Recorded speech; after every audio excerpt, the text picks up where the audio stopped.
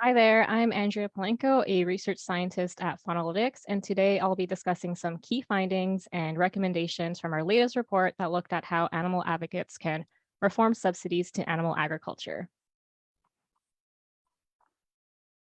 So I'm just going to go for some background information first. So you probably know about direct subsidies. These are payments, grants, or loans that are given to an industry by a government. So for example, Big Ag gets billions of dollars in financial aid worldwide. And another example of a direct subsidy is when the government directly purchases animal products for publicly funded buildings, like food for a hospital or school cafeteria. And this is sometimes referred to as procurement. And indirect subsidies are less obvious, but these are external costs that an industry gets away with. So, for example, big ag relies on practices that harm people, the environment, and farmed animals, and it's society instead that pays for these costs through public health issues, animal suffering, and environmental pollution, which are just some examples. So that being said, we wanted to understand what's being done to change subsidies to animal agriculture and what's been most successful and challenging.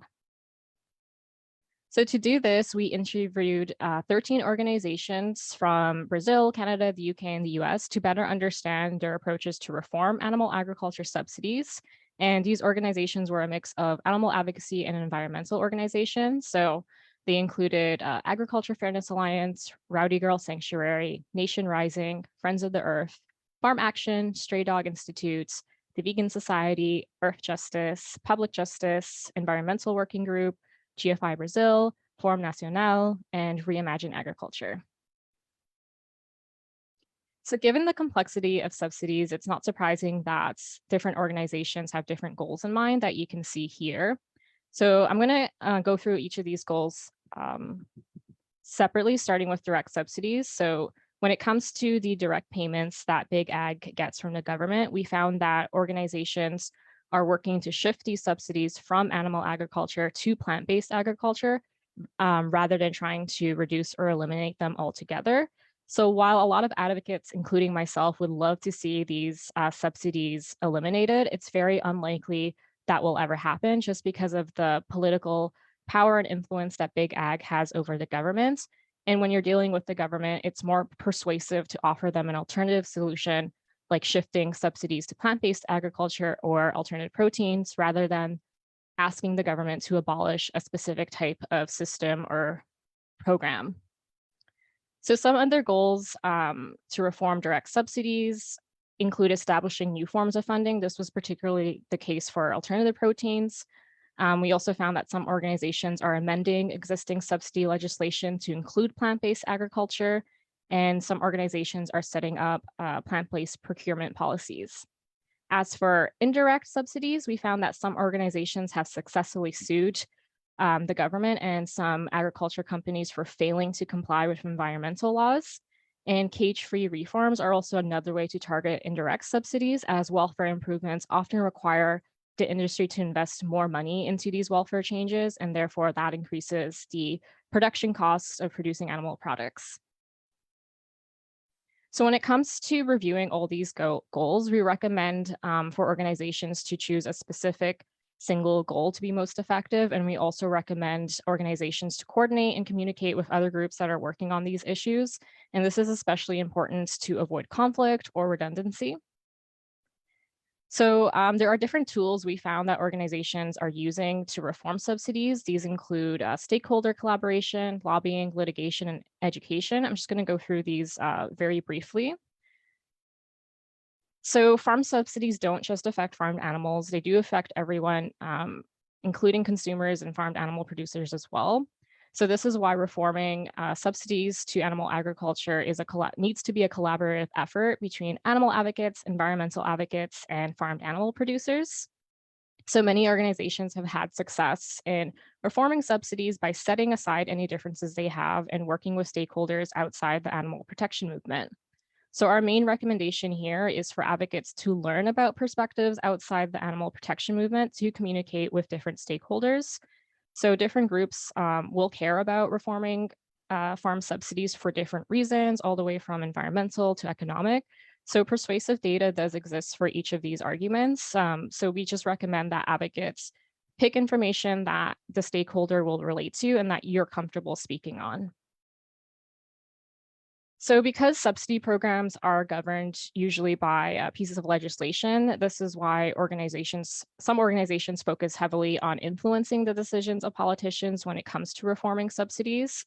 So broadly speaking, there are two types of lobbying to be aware of. There's constituent lobbying, which is when members of the public meet with politicians to push for legislative or policy change. And then we have professional lobbying is when lobbyists are hired and paid to speak to a politician on behalf of a group or an individual. So our main recommendations here are that organizations consider training constituent lobbyists to raise awareness of a particular issue and to use professional lobbyists to amend or write new pieces of legislation.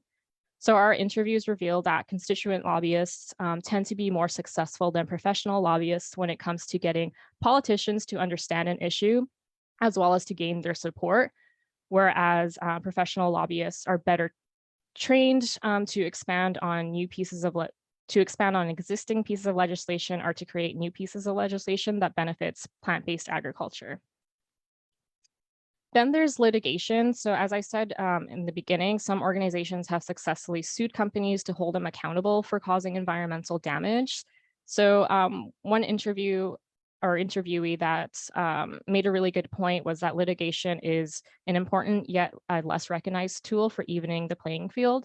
So an organization that filed a lawsuit against big ag companies reported that doing so increased their ability to obtain meetings with politicians, obtain media coverage of the harms of animal agriculture, and it also led to legislative changes that minimize these harms, all without having to go through the entire lawsuit. So the main point with this is that when you're using lawsuits, the wins aren't necessarily established alone in the courtroom. And our main recommendation is to consider using litigation strategically because they do provide opportunities to convey information to the public, influence interpretation of a law in a way that allows for future action against corporations, and it also allows you to pressure companies directly. So lastly, advocates have used education as a tool. So people we spoke to indicated that the public, including farmed animal producers and even animal advocates, aren't very aware of animal agriculture subsidies and the impact that they have.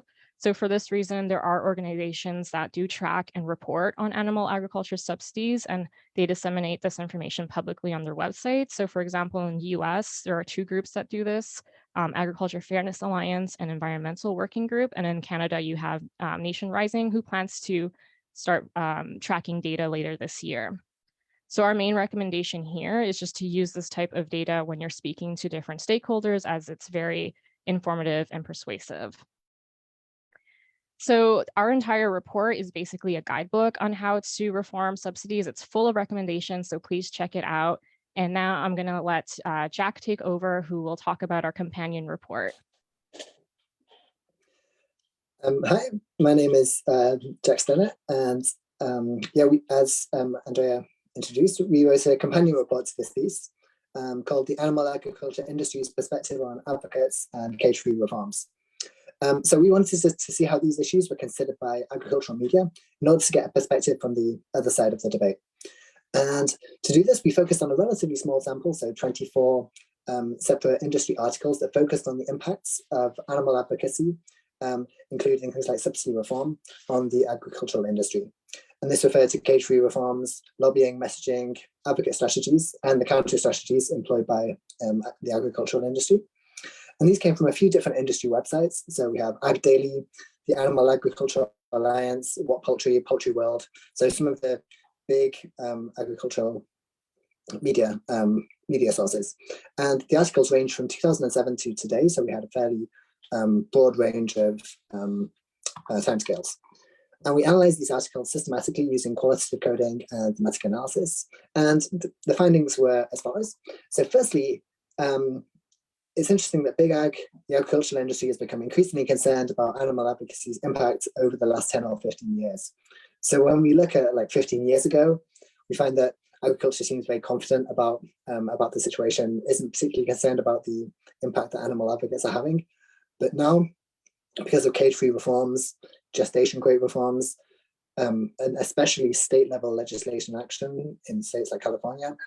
If you ban a certain product or practice in a certain US state, it makes it really difficult for producers to manage. So now agricultural producers are much more concerned about the impact that animal advocates are having. And in response, they've employed a variety of strategies similar to those used by animal advocates. So we have lobbying, media campaigns, legislation, and legal interventions. One interesting thing is that animal agriculture media has lots of articles on how you can use these strategies more effectively. So a key recommendation for animal advocates is to read these articles, read a bit more of these agricultural media articles in order to understand the strategies that are being used to protect agriculture against advocates' actions. A second key finding is that animal agriculture portrays itself as pro-science, while it portrays animal advocates as anti-science, reliant on emotional manipulation and kind of emotionally driven. So we've got this image of farmed animal producers as genuinely caring about animals, but using scientific practices to protect animals. And a recommendation to counter this narrative is a reminder that animal advocates should always be equipped with data and scientific arguments for their practices, as Faunalytics generally tries to support. Something we've encountered with our work in Asia, so I work with Good Growth that mainly focuses in Asia, is that advocates often don't have great access to the relevant data findings. And this definitely weakens their arguments with lobbying, but also interacting with various stakeholders in academia and industry. One possible recommendation here, which we mentioned in the reports, is increasing collaborations with animal welfare scientists and veterinarians, who often are supportive of animal welfare organizations, but they also support animal agriculture in some cases.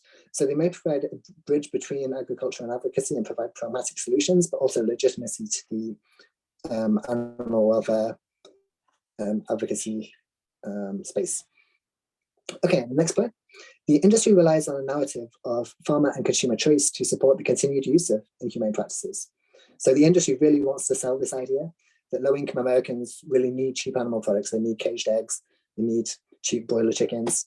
And the advocacy movement needs to find a way to flip this. So one way of doing this is highlighting that cheap animal products are actually price distortions funded by tax dollars and subsidies and indirect subsidies, as Andrea mentioned, and by highlighting that incentives encourage practices that farmers don't necessarily feel comfortable with, so that harm farmers.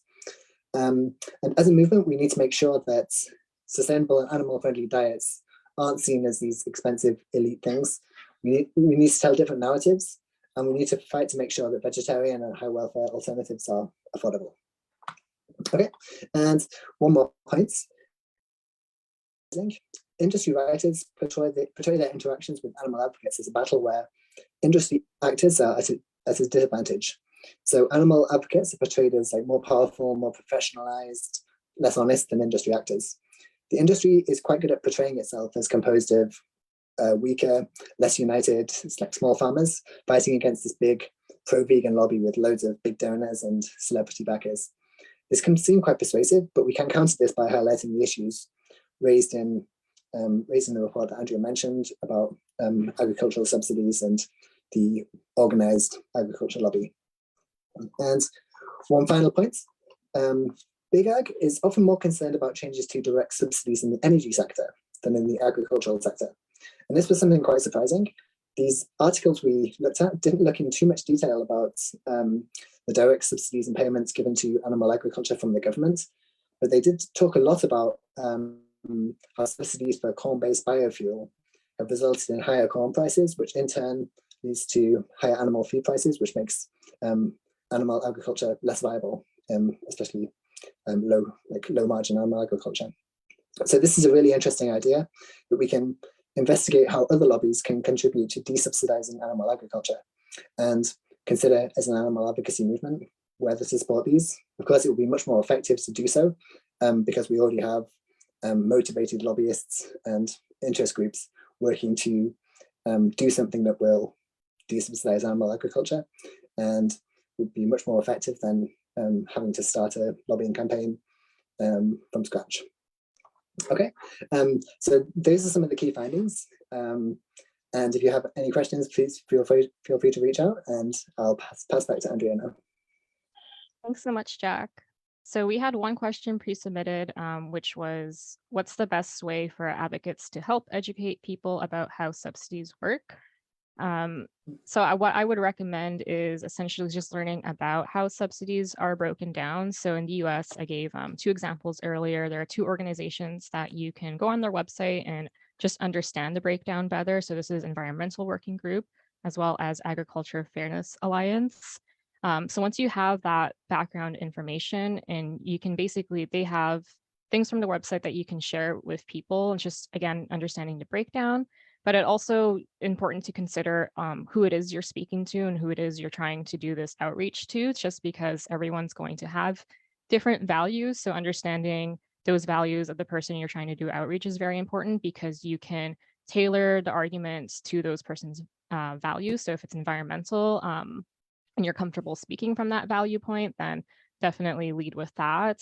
Again, as I was saying earlier, there's so many different reasons why people would want these subsidies shifted from animal agriculture to plant-based, and not just necessarily for farm animal welfare reasons, but for a whole array of reasons. So it's really important just to understand who your audience is. But yeah, if you have a specific audience in mind, you feel free to email us, and we can also help tailor that message. So it looks like we don't have any questions in the chat. So that is all for today. If you do think of a question later, feel free to reach out to us by sending an email to info@faunalytics.org, or visiting our office hours, or sending a direct message here. Thank you so much.